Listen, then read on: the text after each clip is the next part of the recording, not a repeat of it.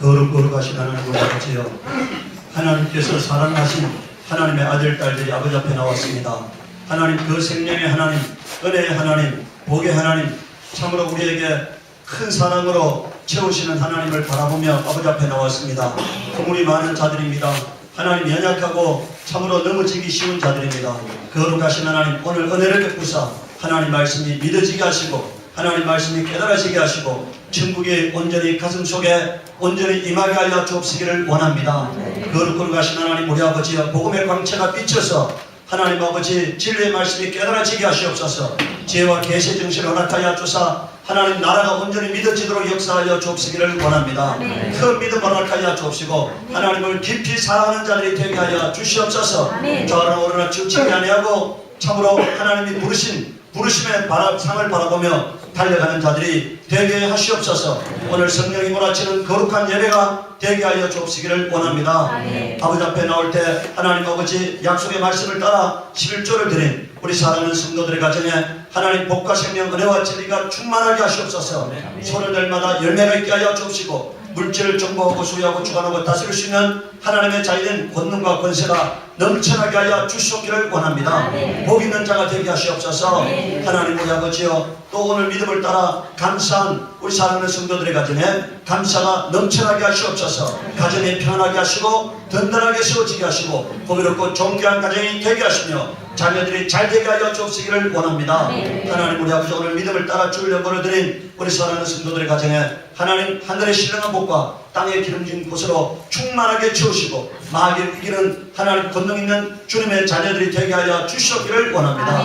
오늘 성령께서 종의 심령에 담아주신 말씀을 성령의 영감으로 전할 수 있도록 말씀의 지혜와 지식과 능력으로 충만하게 하여 주시옵소서. 감사하고 예수를 받들어 기도드리옵나이다. 아멘.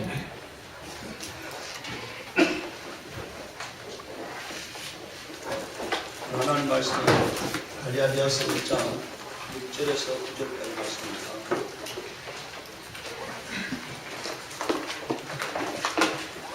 신약성경 301페이지입니다. 신약성경 301페이지 갈라디아서 1장 6절부터 9절까지 말씀입니다.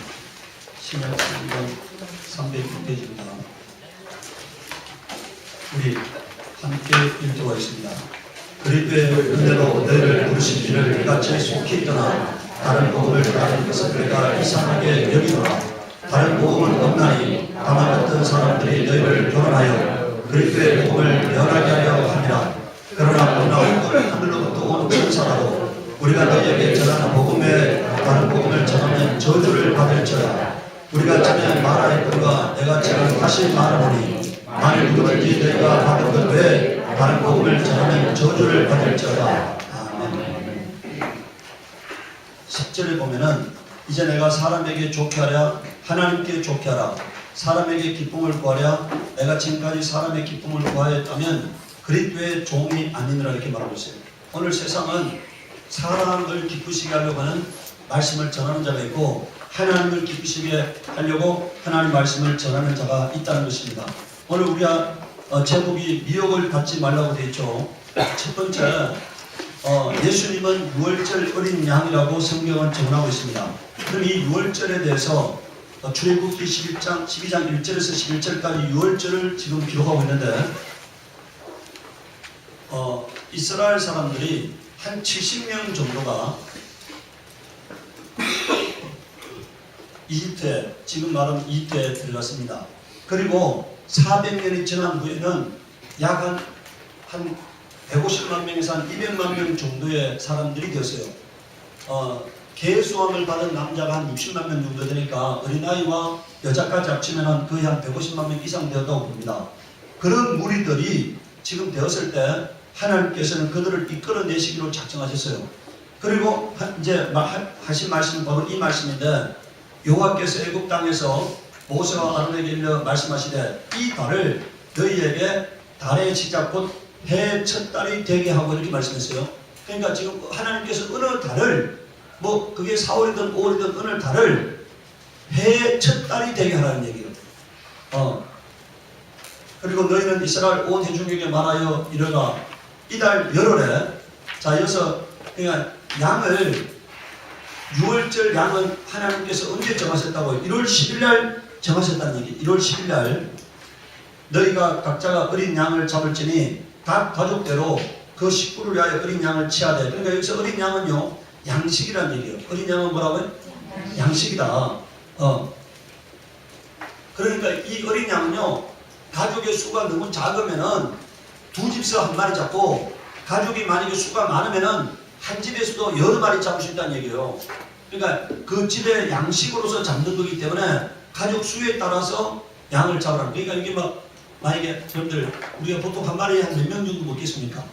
양 한 마리 잡으면 1년 된 양을 한 마리 잡으면 한 몇 명 정도 먹겠어요? 한 15명, 20명은 먹겠죠.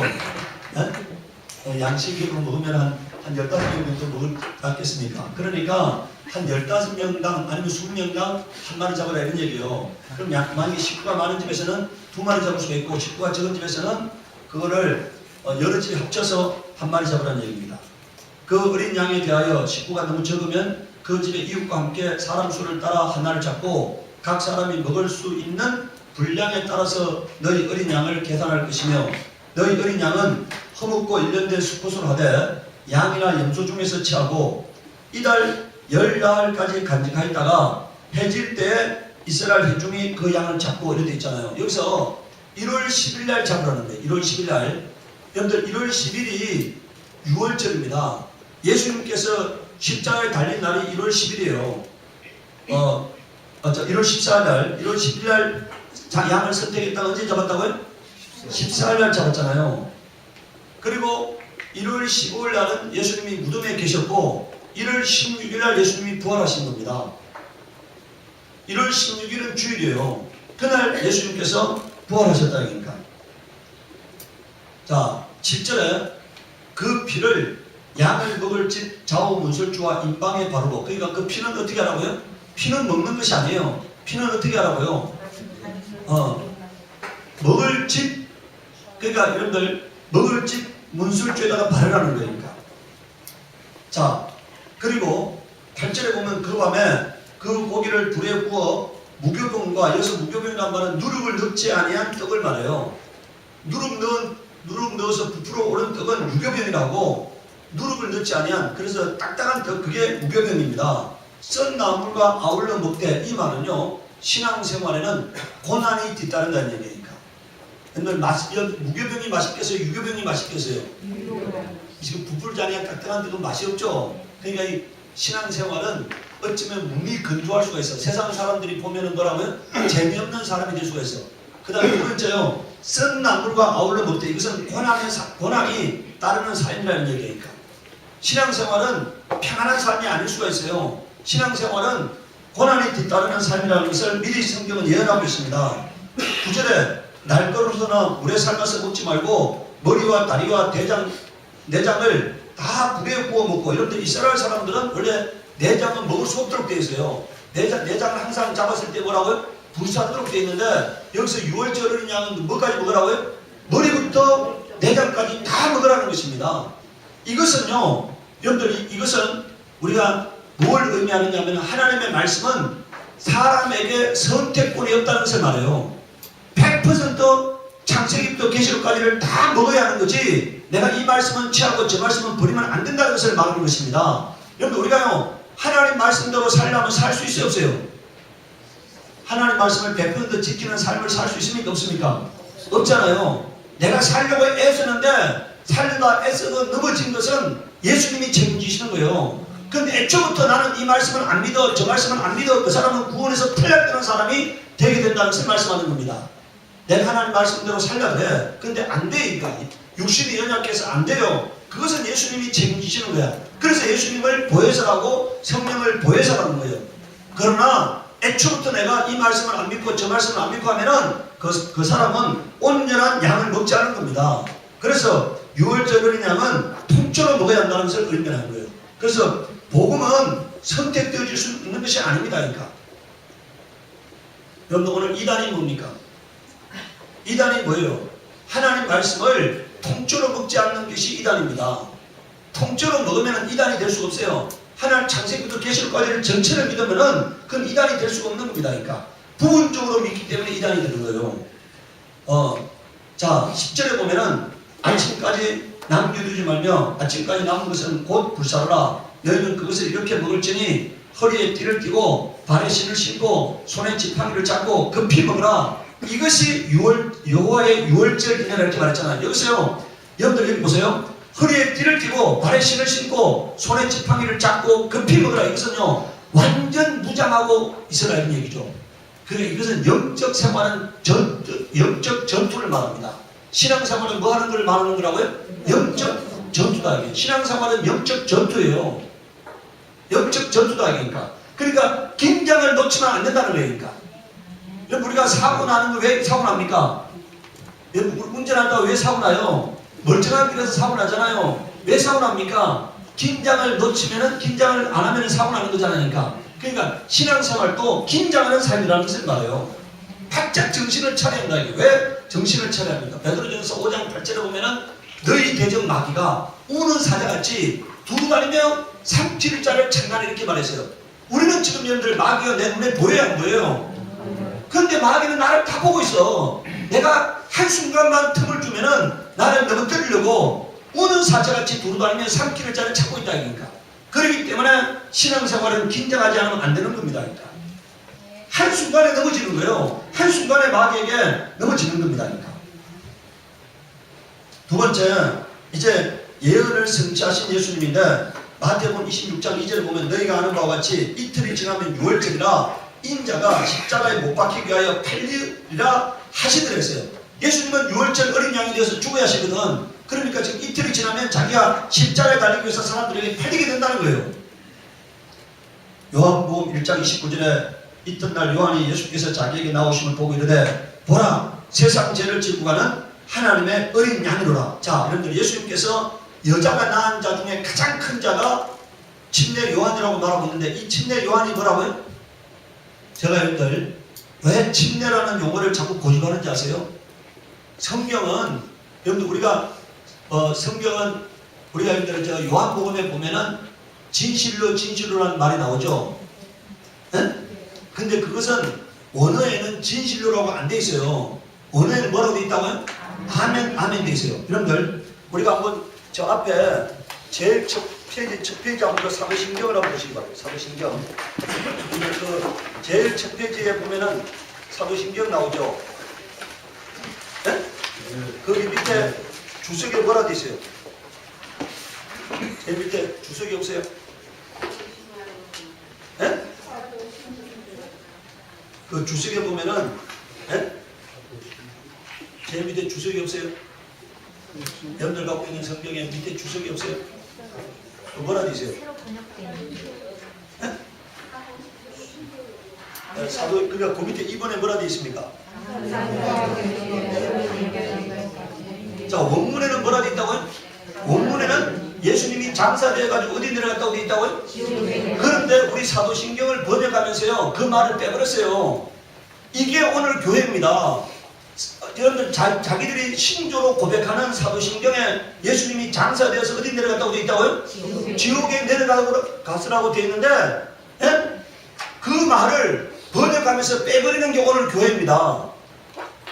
이게 말이 되는 거예요? 아예 안 믿든지 믿으면 뭐라고요? 올바로 믿든지 하는데 사도신경 원문에는 예수님이 장사되어 지옥에 내려가셨다고 돼 있어요. 그 지옥에 내려가신 예수님을 하나님이 살리셔서 부활시켰다 이니까. 그런데 오늘 교회는 그 말을 원문에 있는 예수님이 장사되어 지옥에 내려갔다고 하는 그 문안을 아예 빼버린 거예요. 그러고 난 다음에 그걸 사도신경이라고 외치고 있습니다. 그러니까 오늘 여러분들 마찬가지예요. 원래 성경은 침례지 세례가 아닙니다. 여러분들 세례라는 말은 무슨 뜻입니까? 세례라는 말은 죄를 씻는다는 뜻이고요. 침례라는 말은 장사 지낸다는 뜻이에요. 용어 자체가 다른 용어예요. 성경은 예수님과 함께 로마서 6장에 장사되어라고 돼 있어. 뭐라고 돼 있다고요? 예수님과 우리가 물속에 들어갈 때는 예수님과 함께 장사 지낸다는 것이고 물에서 나올 때는 예수님과 함께 부활에 참여한다 이런 고백으로 하는 거거든요. 그럼 물방울 몇 방울 떨어뜨리면은 장사 지낸다는 느낌이 있어요?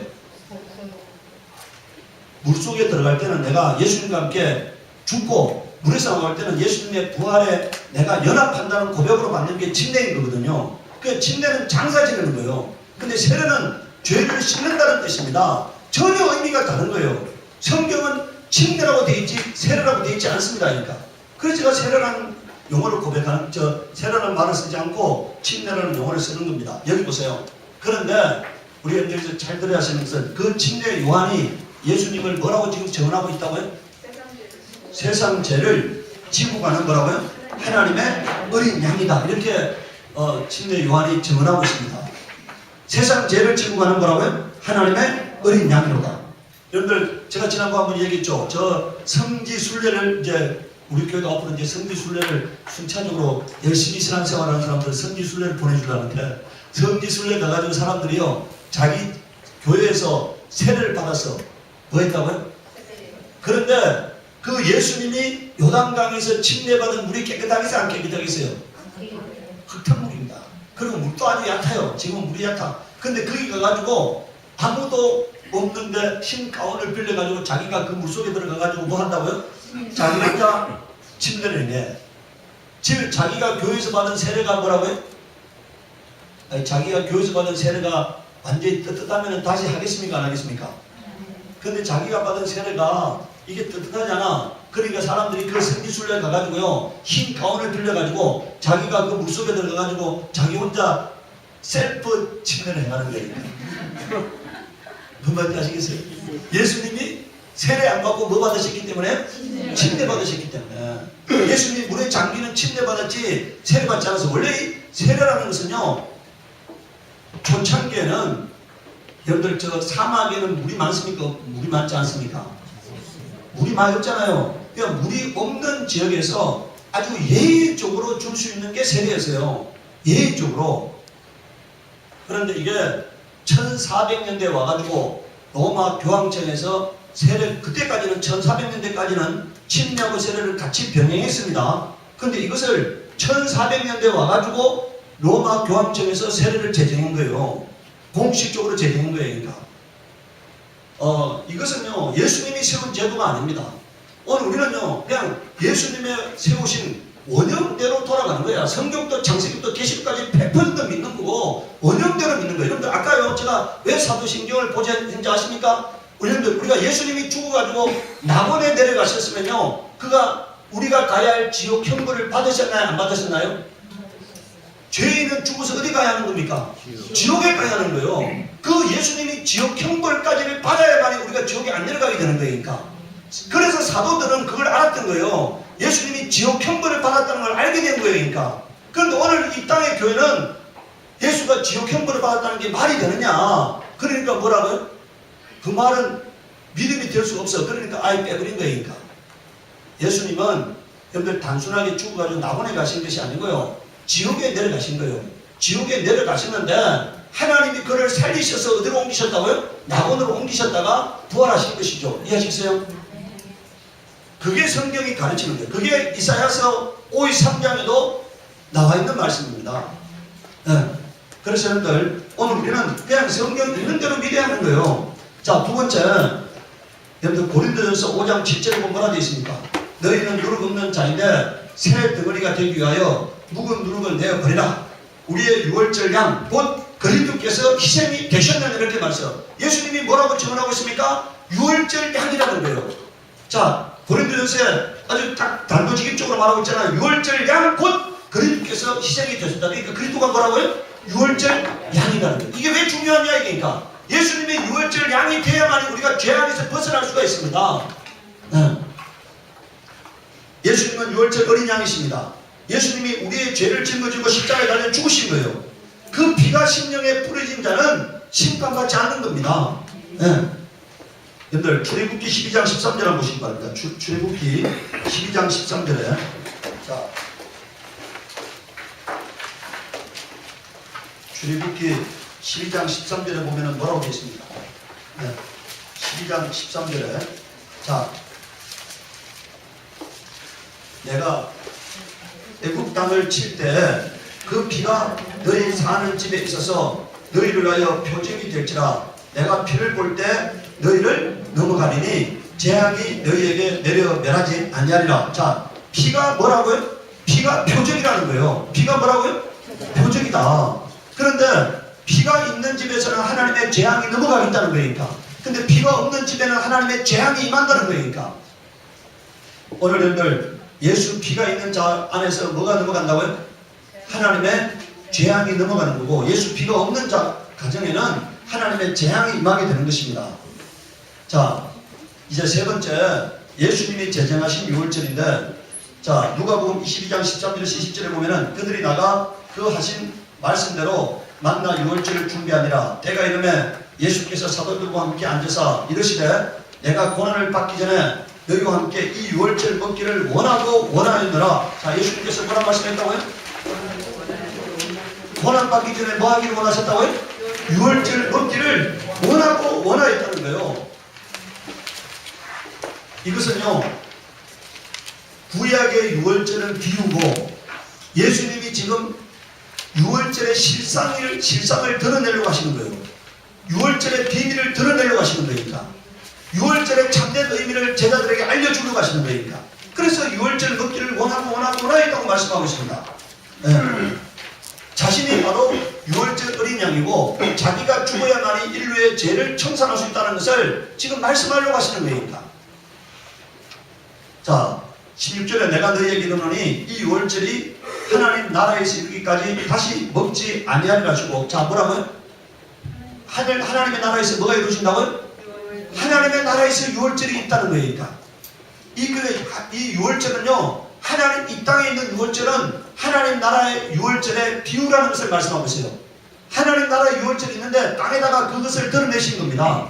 자, 예수님께서 오늘 잘 보시기 바라요. 잔을 2번 마셨습니다. 떡은 1번 먹었는데 뭐라고요?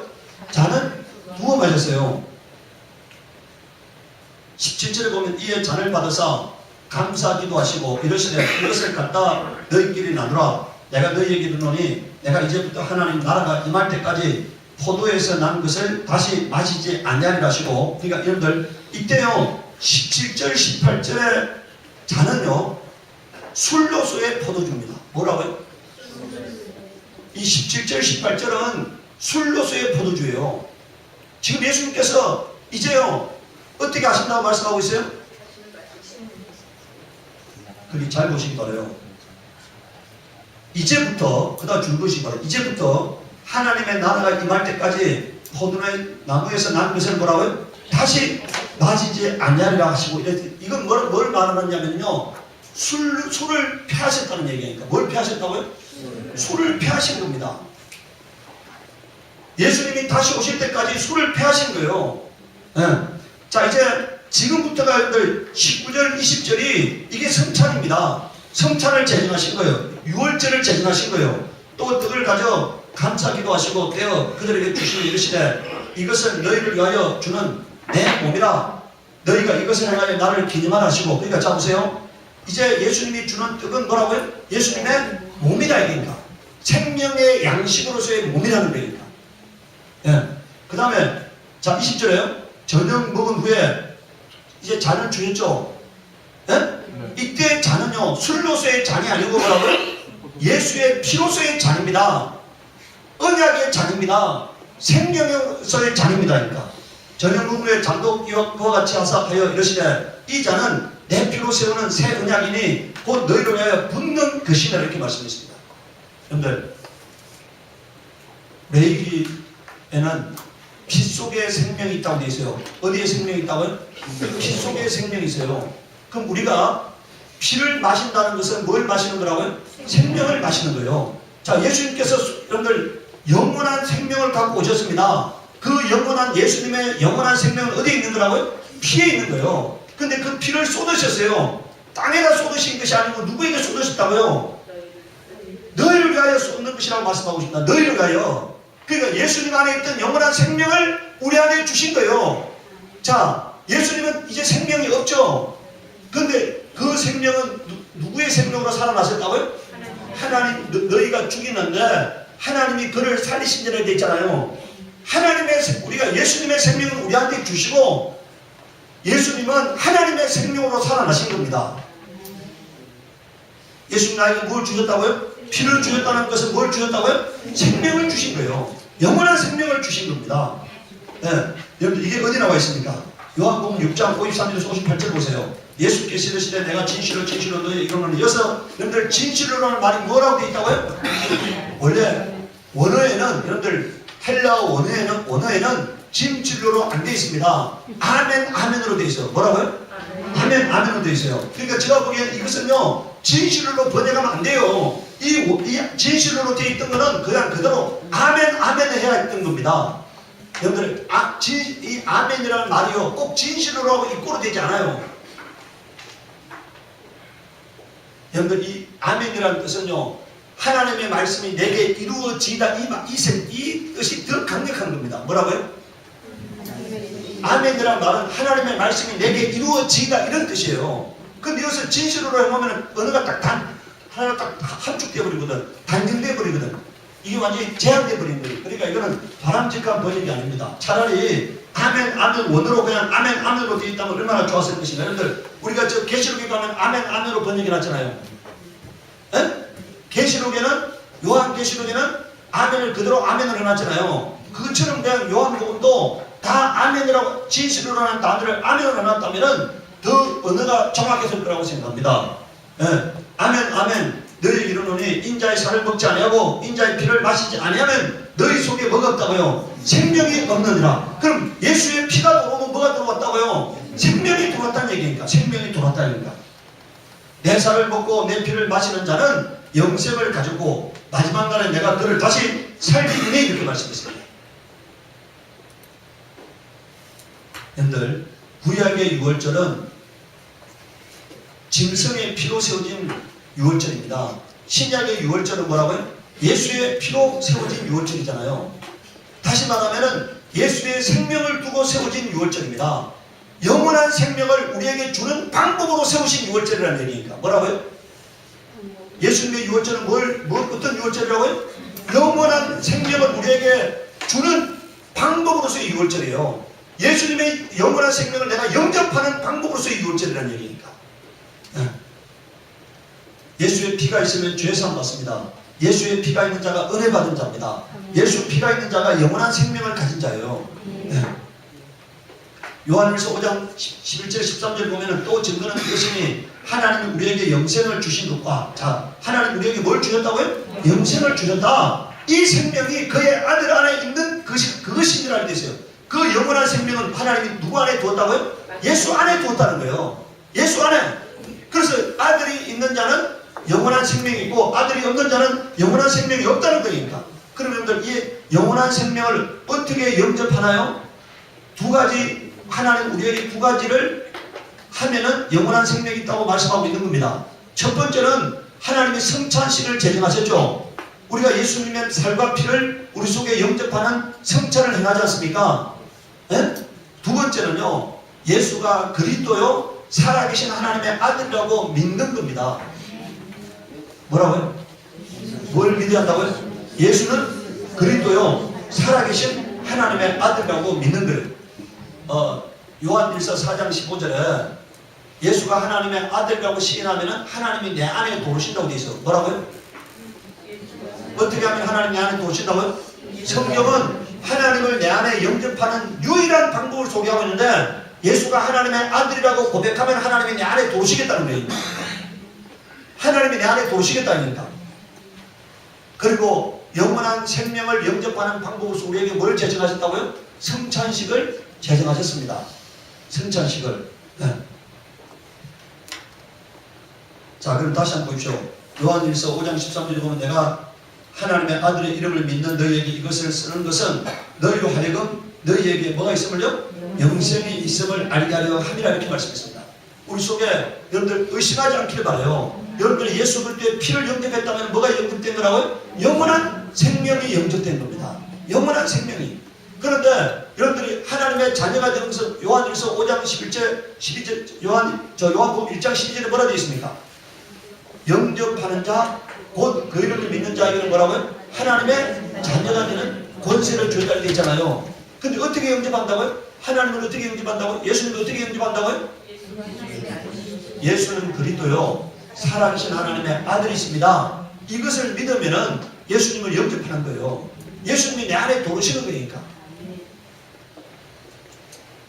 두 번째, 예수님의 말씀을 그 유월절 어린 양인 예수님 말씀을 들어야 구원을 얻습니다. 사도행전 3장 24절에 보면은 모세가 말하되 주 하나님이 너희를 위하여 너희 형제 가운데서 나 같은 선지자가 누굽니까?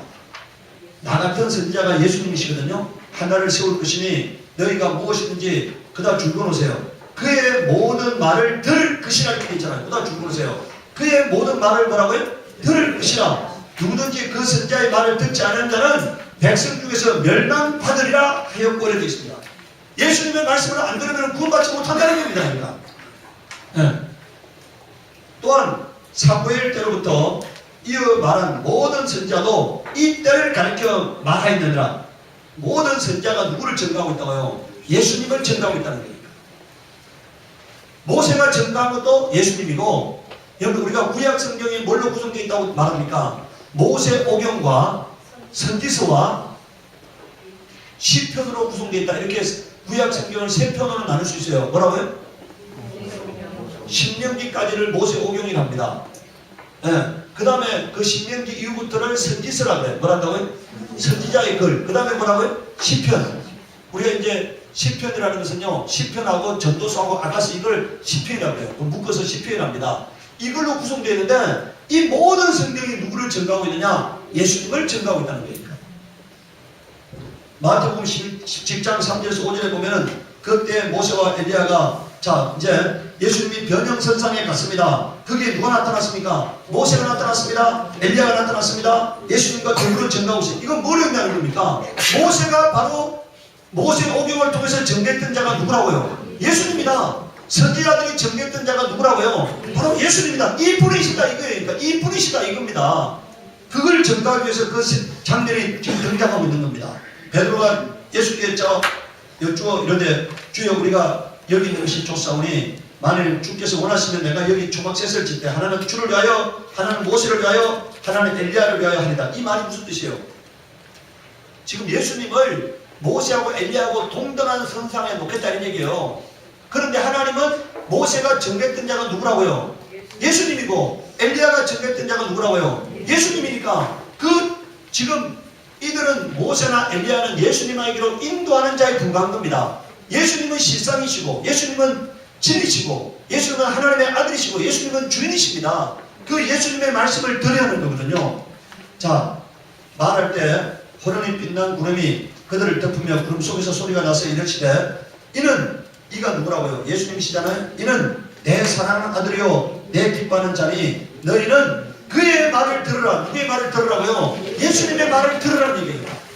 예수님의 말이 구원 얻는 말씀이기 때문에 예수님의 말씀이 생명의 말씀이기 때문에 그 말씀을 들으라고 하나님이 친히 증거하셨습니다. 요한복음 5장 39절에 너희가 성경에서 영생을 얻는 줄 생각하고 성경을 연구하거니와 이 성경이 곧 내게 대하여 증언하는 거라고 예수님이 친히 말씀하셨어요. 창세기부터 계시록까지가 예수님을 증거하고 있다니까. 다른 걸 증거하고 있는 게 아니에요. 예수님을 증거하고 있다니까. 예수님은 요한복음 8장 25절에 사람들이 예수님을 물었습니다. 당신 누구냐고. 근데 예수님께서 뭐라고 말씀하셨습니까? 예? 나는 처음부터 너희에게 말하여 온 자니라. 그러니까 창세기에 말씀하신 자도 누구라고요? 예수님이시고 출애굽기에 말씀하신 자도 누구라고요? 예수님이고 신명기에서 말씀하신 자도 예수님이시다는 얘기니까. 세 번째, 다른 말씀을 받으면은 구원에서 탈락되거나 죄를 받는다고 성경은 말씀하고 있습니다. 잠언 30장 5절에서 6절에 하나님 말씀은 다 순전하며, 이건 하나님 말씀은요 불순물이 섞이지 않은 말씀이다 이런 뜻이에요. 여기서 순전함이란 말은 허물이 없다는 얘기예요. 불완전하지 않다는 얘기니까 진리다 이런 얘기예요. 순전하다는 말이 무슨 뜻이라고요? 불완전하지 않다, 부족함이 없다, 진리다 이런 말씀이거든요. 하나님은 그를 의지하는 자의 방패시니라. 너는 그의 말씀에 더하지 말라. 그가 너를 책망하시겠고 더하는 자를 어떻게 하신다고요? 하나님께서 책망하신다는 겁니다. 너는 거짓말하는 자가 될까 두려워라. 그러니까 더하면 뭐가 된다는 겁니까? 거짓말하는 자가 된다는 거예요. 오늘 여러분들 이단이 무엇입니까?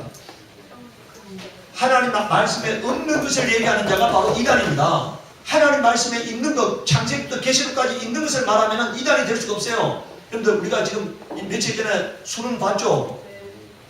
근데 수능 국어 시험에서 2점 맞는 사람도 있고 3점 맞는 사람도 있고 100점 맞는 사람도 있죠? 예? 그냥 그래요. 그러면 2점, 3점, 4점, 5점 맞는 사람은 그 문맥의 의미를 압니까 모릅니까? 그게 답이라고 써. 근데 그게 답이 아니었잖아요. 예? 이 땅에는 하나님 말씀을 2점 맞는 사람, 3점 맞는 사람, 4점 맞는 사람들이 하나님 말씀을 전하거든. 그게 답이라고 주장하는 거예요.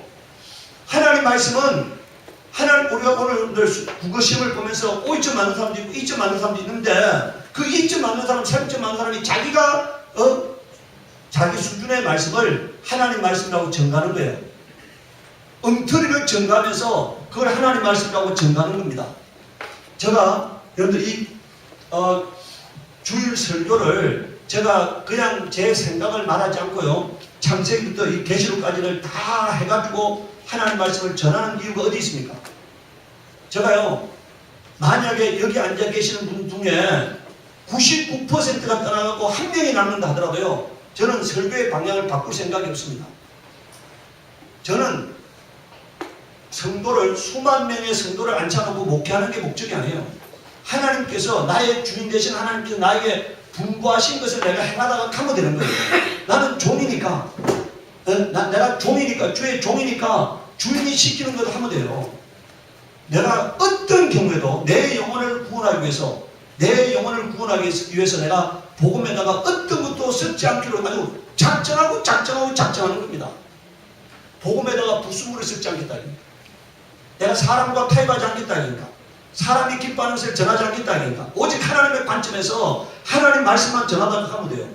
저는 뭐가 아쉬워가지고 제가 사람들을 끌어모아야겠습니까? 사람들이 많이 모여야 제가 명예가 얻어지는 게 아니에요. 제가 기업에 가면은 만나는 사람들이, 제가 여러분들, 바울이요, 자기가 말하는 것을 사람들이 안 믿어. 그러니까 바울이 얼마나 답답했겠습니까? 그러니까 바울이 뭐라고 말합니까? 내가 바리새인 중에 뭐라고요? 바리새인이고, 내가 가문으로 말하면 베냐민 집하고, 여러분들 베냐민이라는 게 여러분들 뭡니까? 저 이스라엘이 분할될 때요, 10지파는 저 북쪽으로 올라갔고 베냐민하고 유다에 남았잖아요. 그러니까 10지파가 저 우상을 쫓아날 때도 뭐라고요? 베냐민은 안 따라갔다는 거예요. 그러니까 유다와 함께 복음의 그 12지파가 남아가지고 남유다를 구성했는데 그 베냐민 지파였다. 그리고 자기는 가말리엘 문화에서 훌륭한 신앙 교육을 받았다. 이렇게 자기가 얘기하고 있잖아요. 자기가 누구한테도 부족함이 없다는 거니까. 저도요, 하나님이 제가 22살 때 법을 전공하게 해서, 제가 법을 전공한 지 30년 됐잖아요. 연구소 경영한 지 제가 22년이 됐습니다. 제가 한국경영연구소라는 연구소를 제가 22년간 했어요. 여러분들, 제가 우리 연구소가 이제 주중에 와보면 여기 이제 기업들이 와서 교육을 받는데, 제가 우리나라 국민은행을 비롯해서 모든 우리나라 간판급 기업을 제가 강의하지 않습니까? 제가 쓴 책이 10,000페이지가 넘습니다. 그리고 우리나라 기업 공부에 있어서는 제가 쓴 책들이 다 기본서예요. 제가 하루에 가서 기업에 강의를 하면 제가 강사료를 200만 원을 받아요. 제가 뭐가 아쉬워가지고 제가 이 목회를 통해서 명예를 얻으려고 하겠습니까? 목회를 통해서 제가 돈을 벌려고 하겠어요.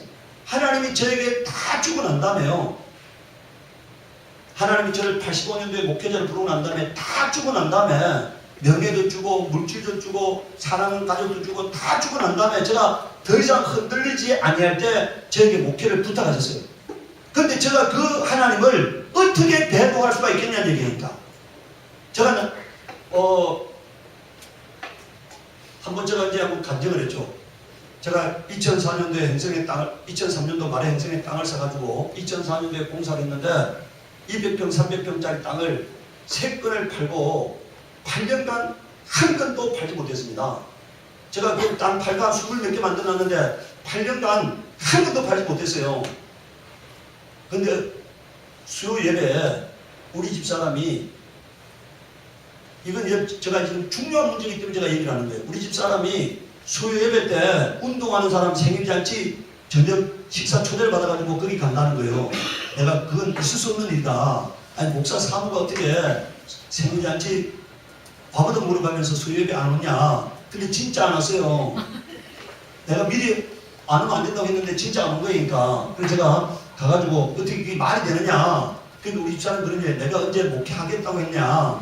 나는 목회 못한다고 하지 않았느냐. 혼자 하지 않았느냐. 그래요. 그래서 내가 그랬어요. 그날 저녁에 하나님 나를 죽이시든지 우리 집사람을 변화시키든지 둘 중에 하나 하시라고 합니다. 제가 한 번 해본 게 아니에요. 정말 하나님이 오늘 이 저녁에 나를 죽이시든지 우리 집사람을 변화시키든지 둘 중에 하나 하시라고 합니다. 제가 지금도요 그 생각에는 초의 변함이 없습니다. 하나님 내가 만약에 언제나 목회를 못한다. 오늘 아침도 제가 기도했어요. 하나님 제가 만약에 내가 목회하는 거라면은 우리 교회 성도들이 다 뒤지게 하시옵소서. 그렇지 않고 만약에 주님이 하시는 거라면은 교회가 견고하게 세워지게 하시옵소서 기도하는 거예요. 제가 만약에 제가 항상 얘기하잖아요. 만약에 오늘 이 저녁에 오늘 이 자리에서 만약에 주께서 나를 취하신다면 할렐루야 아멘이에요. 제가 세상에 그 어떤 미련도 없습니다. 아무 미련이 없어요. 제가 미련이 없는데 명예에 대한 미련도 없고 문집에 대한 미련도 없고 권력에 대한 미련도 없는데 뭐가 저를 흔들 수가 있겠습니까? 내가 안타깝게 그지없어요. 우리 사랑하는 성도들이 보면서 제가 들리는 바에 의하면 어떤 사람들이 어디 가서 성경 공부한다 이런 얘기 들려요. 만약에 제가 가르치지 않는 내용을 가르치는 사람이 있다면 그 사람은 100% 이단입니다. 100% 이단이에요. 제가 가르치지 않는 것을 가르치는 사람이 있다면 그건 100% 이단입니다. 제가 여러분들 하나님이 96년도에요. 저에게 이게 법이구나. 이걸 깨닫게 한 게 96년이에요. 그 법의 득도를 한 시점이 96년이라고 하니까 그 눈으로 하나님의 성경을 바라보게 하셨어요. 그 눈으로 법을 이게 법이구나 하고 득도를 한 그 눈으로 성경을 바라보게 하셨다 이겁니다. 그렇기 때문에요. 제가 성경을 전할 때 한 구절을 전하지 않잖아요. 성경을 전하기 위해서요. 제가 성경 말씀을 준비하기 위해서요. 성경 구절을 적어도 한 400~500구절을 봐요. 400~500구절을. 성경 구절을 한 400~500구절 아마 제가 보기에 아마 400~500구절이 아니면 어쩌면 아마 제가 1000구절도 넘겨볼 때도 있어요. 성경 한 주에 설교를 전하기 위해서 1000구절 이상 볼 때도 있어요. 그리고 성령의 감동받아서 전할 말씀을 준비하는 겁니다. 제가 전하는 방식은요. 법적인 방법이에요. 문학적인 방법이 아니고 뭐라고요? 법적인 방법으로 성경을 전하는 거예요. 여러분 이게 지금 다 법적 시각이잖아요. 법적 시각에서 제가 법을 전하는 방법으로 성경을 전하는 거예요. 너무너무 안타깝다는 생각을 해요. 너무너무 안타깝다는 생각을. 제가 교회로부터 사례비를 받는 것도 아니고 제가 교회를 통해서 무슨 뭘 얻어야 할 사람이 아니잖아요. 그럼 제가 뭐 다른 사가 개입될 수가 없잖아요. 목회에 사가 개입될 수 없잖아요. 제가 여러분들 모르시지만요. 제가 여러분들 안 볼 때 내가 밑에 와가지고 막대를 잡고 청소하고 쓸고 닦고 이거 같이 하게 정비하고 그냥 제가 내가 그냥 낮아지고 오직 내가 예수 그리스도 이름만을 영화롭게 하다가 가겠다고 하는 게 제 기본 정신이니까. 제가 여러분들 앞에 한 번도 거들먹거리지 않잖아요.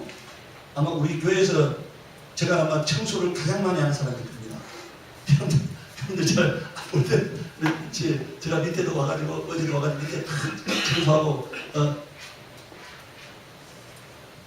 속지 않기를 바랍니다. 오늘 이 바울이 한 그 말이 제가 여러분들에게 똑같은 심정으로 여러분들에게 전하고 싶은 거예요.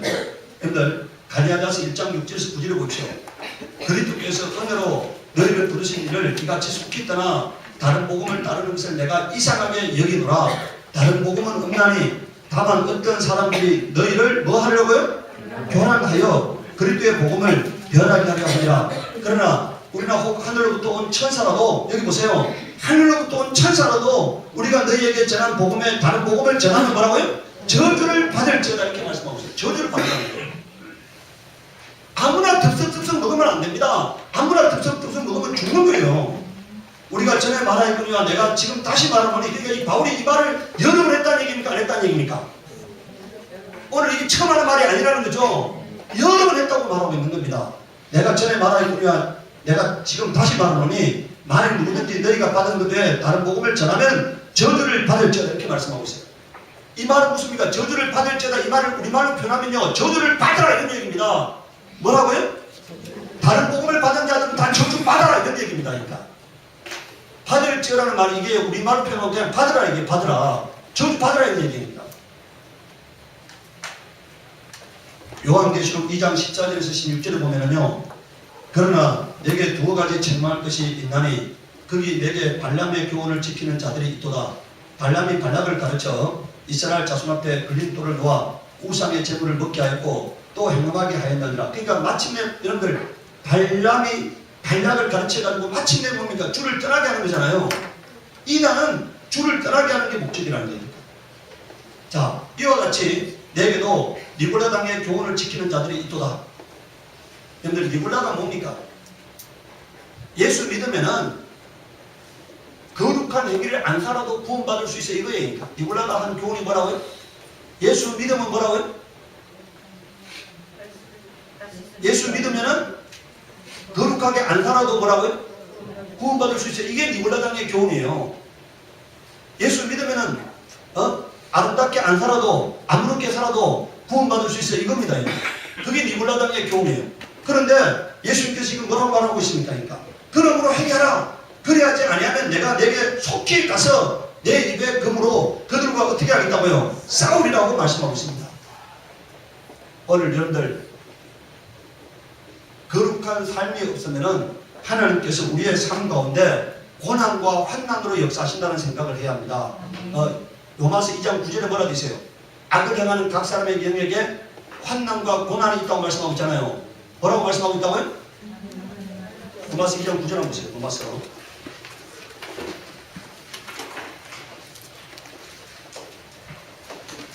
로마서 2장 9절에 보면은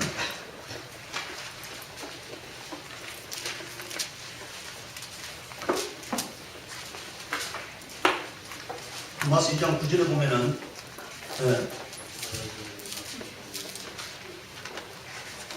이게 뭐라고 정언하고 있습니까?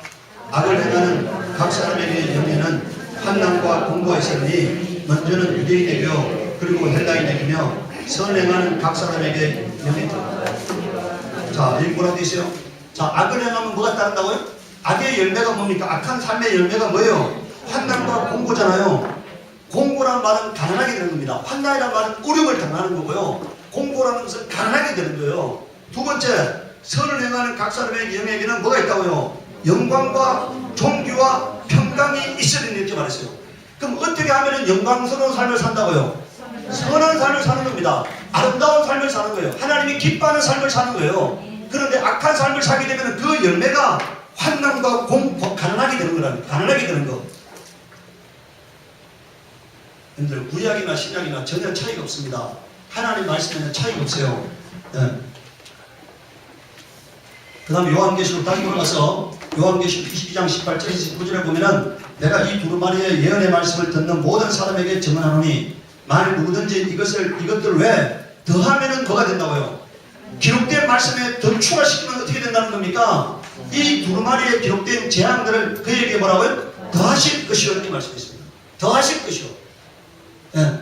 만일 누구든지 이 두루마리의 예언의 말씀에서 제하여 버리면 하나님이 이 두루마리에 기록된 생명나무와 거룩한 성이 천국입니다. 천국의 참여함을 자여 버리시라 이렇게 말했어요. 더 믿으면 뭐가 된다고요? 더 믿으면 뭐가 돼요? 재앙을 받게 된다. 덜 믿으면 어떻게 된다는 겁니까? 구원에서 탈락되게 된다는 거예요. 덜 믿으면은 오늘 여기 보십시오. 다시 한번 보세요. 이제 우리가 돌아가면은 아까 6월절 어린 양은 어떻게 먹는 거라고요? 6월절 어린 양은 머리하고 다리하고 뭐라고요? 머리부터 아주 뼈채로 내장까지 다 묻어야 한다는 거예요. 구워가지고 다 묻어야 한다는 거예요. 다 묻어야 한다는 거예요. 근데 개 껍질을요, 우리가 저 바다 개 있지 않습니까? 개를 껍질째로 이렇게 구우면 어떻게 됩니까? 구우가 한번 드셔보시기 바래요. 우리가 개 껍질 닦아하시죠? 예? 근데 구우면 어떻게 돼요? 바삭바삭하지? 그거 마찬가지로 이 6월절 어린 양도 구워가지고 뼈채로 다 먹으라는 거예요. 그와 마찬가지로 여러분 오늘 이 요한계시록 22장 18절에서 19절 다시 한번 보시면요, 내가 이 두루마리의 예언의 말씀을 듣는 모든 사람에게 증언하노니 만일 누구든지 이것들을 왜 더하면 하나님이 이 두루마리에 기록된 제한들을 그에게 더하실 것이요, 만일 누구든지 이 두루마리의 예언의 말씀에서 제하여 버리면 하나님이 이 두루마리에 기록된 생명나무 및 거룩한 성의 참여함을 뭐라고요? 제하여 버리신다. 아주 그냥 예수님께서 인을 치셨습니다. 인을 치셨다 이니까 더해도 안 되고 뭐라고요? 덜해도 안 돼. 그냥 창세기부터 계시록까지 뭐라고요? 기록된 말씀을 믿으시기 바랍니다. 여러분들 근데 그 믿음 말씀대로 못 살죠? 네? 그건 누가 책임지신다고요? 예수님 책임지셔. 나의 연약함을 아시는 주께서 보혜사가 되어주시는 거예요. 자, 우리 여러분들 요한일서 2장 1절 한번 보도록 하겠습니다. 요한일서 2장 1절. 요한일서 2장 1절을 보면은 자 387페이지 신약성경 387페이지 보면은 나의 자녀들아 내가 이것을 너희에게 쓰면 너희로 죄를 범하지 않게 하려 함이라. 만일 누가 죄를 범하여도 아버지 앞에 우리에게 대언자가 있으니 곧 의로우신 예수 그리스도시라. 그러니까 뭐라고요? 성경의 기록 목적은 뭡니까? 죄를 안 범하게 하는 게 목적이야. 그런데 살다 보니까 죄를 범하게 돼서 그러면 누가 책임지신다고요? 예수님이 책임지신다는 거니까. 이해하시겠어요? 살려고 노력했는데 아름답게 살려고 노력했는데 넘어졌다 이니까 그건 예수님이 책임지시는 거예요. 근데 내가 고의적으로 아예 하나님 말씀을 내가 여러분들 성경에 보면 이런 데 있거든. 입법자와 심판자는 하나님 한 분밖에 안 계신다고. 근데 내가 만약에 말씀을 제하거나 더하면 뭐가 됩니까? 내가 입법자가 되잖아요. 뭐라고요? 내가 말씀을 더하거나 덜하면 뭐가 된다고요? 내가 입법자가 돼. 입법자와 심판자는 하나님 한 분밖에 안 계신다고 돼 있어요. 그 부분은 여러분들이 터치하면 안 돼. 오직 나는 하나님 말씀대로 살려고 몸부림치는 거예요. 그러다가 넘어지면은 내 주 예수께서 책임지시는 거예요. 그걸 믿으시기 바랍니다. 그래서 여러분들 여기 가서 저기 가서 기웃하지 않기를 바라요. 하나님 말씀대로 하나 사는 거예요. 하나님 말씀대로 살려고 노력하는 거예요. 그러니까 날마다 거룩한 길로 걸어가는 거예요. 가다가 마지막은 모든 것을 다 예수님께 맡기시는 거예요. 오늘 우리에게 그것이 필요한 것입니다. 이 시간 우리 기도할 때 하나님 내가 요동하지 않는 자가 되게 하시옵소서. 날마다 하나님 말씀 가운데 거하는 자가 되게 하시옵소서. 아름다운 삶을 살고를 말미암아 영광과 존귀와 평안이 뒤따르는 삶을 살게 하시옵소서. 우리 기도하도록 하겠습니다. 거룩 거룩하신 하나님 우리 아버지요, 우리가 아버지 앞에 간절히 바라고 원합니다.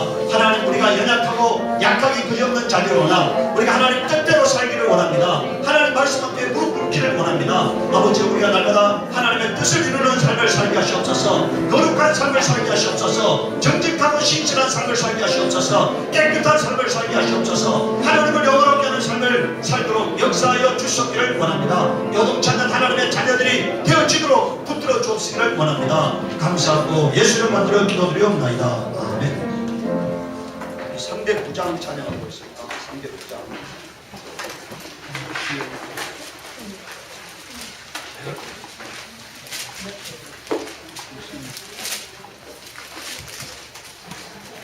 상대부장 우리 박수 치면서 찬양하고 있습니다. 나는 내려도 그가 이미가 그 귀한 생수로야 갈망합니다. 그 약속 바라로 항상 강구하오니 오늘의 내기도 어서 들어주소서. 예수의 사랑 예수의 사랑 바람을 같이 내게 임하니 영원의 물결에 영원히 사여서 내 영혼에게 있도록 말려먹거나 내게 약속한 은빛을 내주시오. 내게 거꾸로 걷던 전에 돌려 우리의 문도가 내게 밝히오니 나 힘을 다하여 주께 감사하오.